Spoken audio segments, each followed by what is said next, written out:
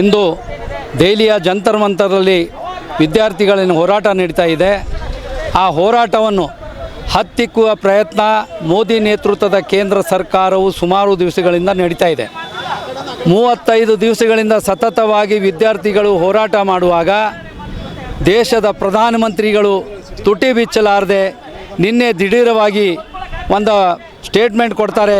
Fast track ಮಾಡಿ ವಿದ್ಯಾರ್ಥಿಗಳಿಗೆ ಅನ್ಯಾಯ ಆಗಿದೆ, ನಾನು ಅನ್ಯಾಯ ಸರಿಪಡಿಸ್ತೀನಿ ಅಂತ ಹೇಳ್ತಾ ಇದ್ದಾರೆ. ಬೇಡಿಕೆ ಅದು ಇಲ್ಲ.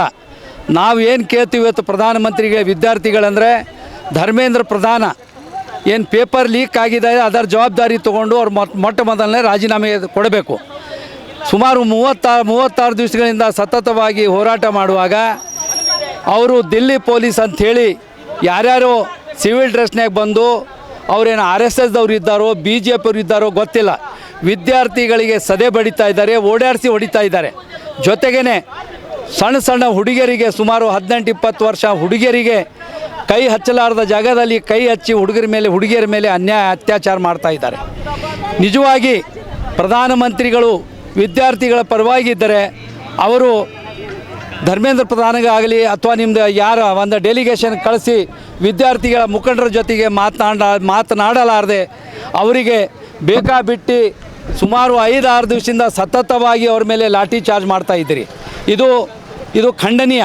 ಇವತ್ತು ನಾವು ಏನು ಕೇಳ್ತೀವಿ, ಮೋದಿಯವರಿಗೆ ಧರ್ಮೇಂದ್ರ ಪ್ರಧಾನ್ ರಾಜೀನಾಮೆ ಕೊಡಬೇಕು, ಹಾಗೂ ಏನು ನೀಟಿನಲ್ಲಿ ಏನು ಅನ್ಯಾಯ ಆಗಿದೆ ಅಂಥವ್ರಿಗೆ ಏನಾದ ಶಿಕ್ಷೆಗೆ ಒಳಪಡಿಸಬೇಕು.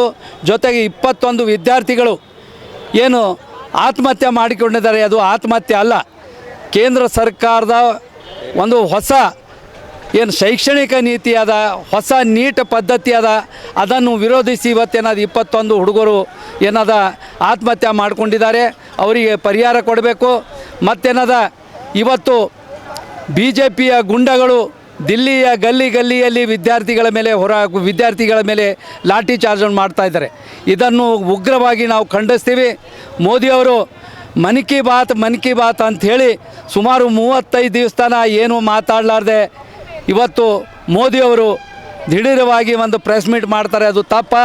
ನಾವೇನು ಹೇಳ್ತೀವಿ, ಧರ್ಮೇಂದ್ರ ಪ್ರಧಾನ್ ರಾಜೀನಾಮೆ ತೆಗೆದುಕೊಳ್ಬೇಕು, ಮತ್ತೇನಾದ ಪಾರ್ಲಿಮೆಂಟ್ ನಡಲಿಕ್ಕೆ ಅವಕಾಶ ಮಾಡಿಕೊಡ್ಬೇಕಂತೇಳಿ ನಾವು ಹುಡುಗರ ಪರವಾಗಿ ವಿದ್ಯಾರ್ಥಿಗಳ ಪರವಾಗಿ ಒತ್ತಾಯಿಸ್ತೀವಿ.